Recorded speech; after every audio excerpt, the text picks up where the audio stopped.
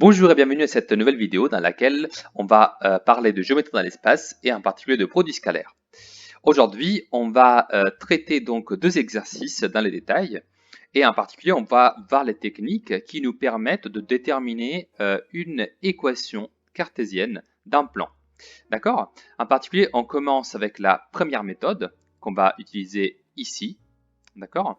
Et donc, dans cet exercice-là, on va déduire l'équation cartésienne d'un plan, donc à partir d'un point qui appartient à ce plan et d'un vecteur normal à ce plan. D'accord? Alors, commençons donc par l'usage du vecteur normal. En effet, nous savons qu'un plan, donc ce plan-là il s'appellera P, il admet toujours une équation cartésienne de la forme AX plus BY plus CZ plus D, le tout égal à 0. Alors ici, je mets en évidence quels sont les trois coefficients A, B, C. Donc c'est AX plus BY plus CZ. Et il ne faut pas oublier qu'il y a aussi un quatrième coefficient, D, qui n'a pas le même rôle que les valeurs A, B et C. Parce qu'en effet, A, B et C, ce sont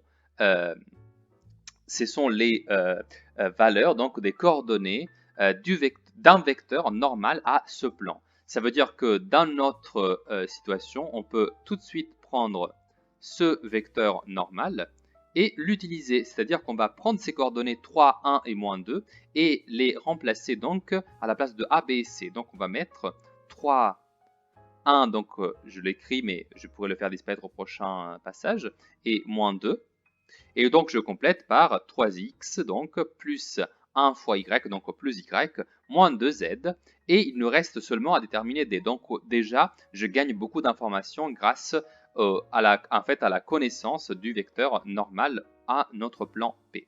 Alors, je réécris ça. Donc, c'est 3x plus y moins 2z plus d. Donc, c'est vraiment d maintenant qui m'intéresse. Et pour le déterminer, je vais donc exploiter maintenant l'autre information que je possède, c'est-à-dire le passage par le point A de coordonnées 3, 1, 2. Alors, qu'est-ce que ça veut dire que le point A appartient au plan? Eh bien, A de coordonnées 3, 1, 2, on a dit. Le fait qu'il appartienne au plan, en fait, ça veut dire que si je remplace X, Y et Z par 3, 1 et 2, bah, je dois trouver absolument 0. Alors, j'exploite cette propriété et donc je vais maintenant prendre ces trois coordonnées et les remplacer à la place de respectivement X, Y et Z. Et donc, je vais trouver 3 fois du coup 3, ce 3-là, plus, alors Y du coup c'est 1, donc je le mets là, et j'écris directement plus 1. Ensuite j'ai moins 2 fois du coup 2, la troisième coordonnée. Et ensuite, évidemment, il y a mon inconnu, donc plus d égale à 0. Et donc maintenant, je vais résoudre en fonction de d. Et ce que je trouve, c'est 9 plus 1 moins 4 plus d égale à 0. Et donc, si je résous en fonction de d, je trouve d égale. Alors, 9 plus 1, ça fait 10, moins 4, 6. Donc, quand je le fais passer de l'autre côté, ça fait moins 6. Et je trouve donc la valeur de d. Donc, c'est moins 6. Et ça veut dire que le plan P, il aura donc l'expression suivante. Alors, je reprends du coup celle précédente, 3x plus y moins 2z moins 6 égale à 0. Et voici donc l'équation du plan qui m'intéressait. Maintenant, il y a une deuxième question dans le texte de l'exercice qui est est-ce que les points suivants ils appartiennent au plan P? Alors, je ne vais pas le faire pour les trois, mais je vais quand même vous montrer ce qu'il faut faire. Donc 3x plus y moins 2z moins 6, je vais juste me le réécrire ici, ça va être pratique. 3x plus y moins 2z moins 6 égale à 0. Alors pour vérifier qu'un point appartient à un plan, il faut juste prendre à chaque fois les trois coordonnées donc, de ce point, donc ici par exemple 4, moins 5 et moins 2, et les remplacer respectivement à la place de x, y et z. Et si j'obtiens donc que le résultat est cohérent, donc si j'obtiens que ça fait 0, eh bien je vais trouver que du coup le point il appartiendra au plan, et sinon bah, il n'y appartiendra pas.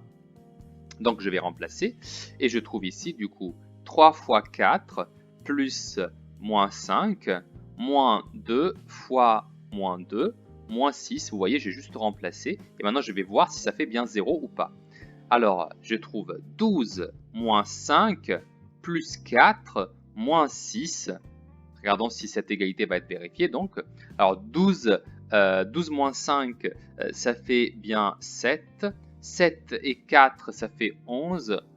11 moins 6, ça fait 5. Donc, je vous l'écris juste les passages pour arriver à la fin. Je trouve donc 5 égale à 0. Bah, ça veut dire que du coup, ça c'est visiblement faux. Et donc, non, le point B n'appartient pas à ce plan. Voilà, donc j'en déduis que B n'appartient pas au plan P. Vous voyez, on peut l'écrire comme ça, un symbole. Et je passe au point suivant. Alors, je ne vais pas les faire tous les trois, je fais quand même le deuxième. Donc, c'est 0, 4, 1. Je remplace, du coup, dans mon équation du plan. Donc, ça fait 3 fois 0 plus... Alors, on a dit que c'était 0, 4 et 1 plus 4. Du coup, moins 2 fois 1, moins 6 égale à 0. Et donc, ici, on trouve donc 0 plus 4 moins 2 moins 6. Donc ici on trouve moins 4 égale à 0. C'est encore une fois faux. Donc le deuxième point non plus, il n'appartient pas au plan. D'accord? Il faut que ça fasse exactement 0 et que je trouve donc une égalité qui est vérifiée. Voilà. Je vous laisse donc à faire le troisième point juste pour justement vérifier si lui il appartient ou pas à ce plan. Très bien. On passe donc à l'exercice suivant. C'est un peu le même principe, mais ici, vous allez voir, il va y avoir la nécessité d'effectuer un peu plus de calcul.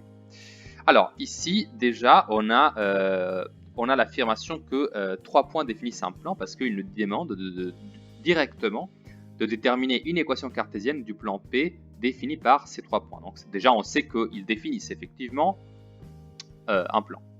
Alors, comment je vais faire? Alors, l'idée est toujours la même. Vous avez un plan et vous avez vos 3 points A, B et C. Vous ne savez pas quelles sont ces positions, c'est juste un petit schéma pour résumer quelle est la démarche à suivre. Alors, ce qu'on peut faire, c'est qu'on choisit un point en général et donc on calcule deux vecteurs qui donc ne sont pas collinaires. Et à partir de ces deux vecteurs-là, on trouve un vecteur normal aux deux vecteurs AB et AC. Donc, et ce vecteur normal, d'accord, il va me permettre ensuite de trouver quels sont les trois coefficients ABC. Ensuite, je vais déterminer D avec l'appartenance du coup de un de ces 3 points. Alors, je vais faire ça du coup. Alors déjà, je vais me mettre à calculer AB et AC. Alors, pour AB, je me retrouve donc à faire moins 5, 0, 1, auquel je soustrais les coordonnées de A, donc 2, 0, 0. Vous avez vu que j'ai choisi A parce que c'est les coordonnées que je vais répéter 2 fois. Et vous avez vu que c'est des coordonnées très faciles. Donc, je trouve moins 7, 0 et 1. Ça, c'est le premier vecteur. Et le deuxième vecteur, donc, ce sera le vecteur AC. Et donc, j'écris les coordonnées du point C. Donc, 2, moins 1, 3. Et j'y soustrais du coup 2, 0 et 0. Et donc, je vais trouver comme coordonnées du coup 0, moins 1 et 3. Très bien. Maintenant, je me mets à la recherche d'un vecteur mystérieux n, d'accord, auquel je donne comme coordonnées A, B et C. Et maintenant, je vais imposer que ce vecteur-là, il soit normal à la fois au premier et au deuxième. D'accord? Donc, je vais imposer que le produit scalaire AB scalaire avec le vecteur n soit bien égal à 0. Et qu'est-ce que je trouve dans ce cas-là? Eh bien, je vais trouver, alors, moins 7, 0, 1, scalaire avec A, B et C, bah, ça va donner donc moins 7A plus C égale à 0. D'accord? Donc, je sais que ça doit être vrai. Et je remarque du coup, si et seulement si, bah, C est égal à 7A. D'accord? Donc, déjà, je peux écrire au niveau de mon vecteur normal n que la coordonnée C, en fait, je peux la remplacer par 7 fois A. D'accord? Donc, déjà, c'est assez intéressant. Ensuite, j'ai le vecteur donc AC scalaire avec n. Ça aussi, ça doit me faire 0. Et donc, AC, c'est le vecteur 0, moins 1, 3. 0, moins 1 et 3. Je vais les faire donc scalaire avec, du coup je prends la nouvelle version du vecteur ABC, autrement dit, c'est A, B et 7 fois A. Si j'effectue donc ce produit scalaire, je trouve 0, du coup, moins B plus 21A. Et donc, excusez-moi, le tout bien sûr égale à 0. À partir de ça, je peux dire que ça c'est vrai si et seulement si, B est égal à 21 fois A. Et donc, mon vecteur normal, je peux remplacer également la deuxième coordonnée et écrire du coup 21A. Qu'est-ce que cela veut dire? Cela veut dire que ce vecteur normal, il doit juste répondre à ces conditions-là, c'est-à-dire que A doit être un nombre réel, bien sûr, et que après la deuxième coordonnée, ça doit être 21 fois ce nombre réel, et la troisième coordonnée, ça doit être 7 fois ce nombre réel.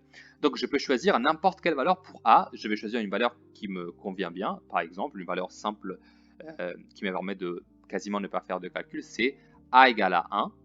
Et donc je trouve que un vecteur normal, justement, ce sera 1, 21 et 7. Et si j'exploite maintenant ce vecteur normal, je peux du coup déduire, que le plan, il aura sûrement comme équation 1 fois x plus 21 fois y plus 7 fois z, le tout bien sûr, plus la constante d que je dois encore déterminer. Ça va être donc ça, mon inconnu. Mais avec cette équation, le jeu va être rapide, donc je vais aller chercher une coordonnée n'importe laquelle parmi les 3 points A, B, C. Bien sûr, le point A c'est le plus simple parce que c'est 2, 0, 0.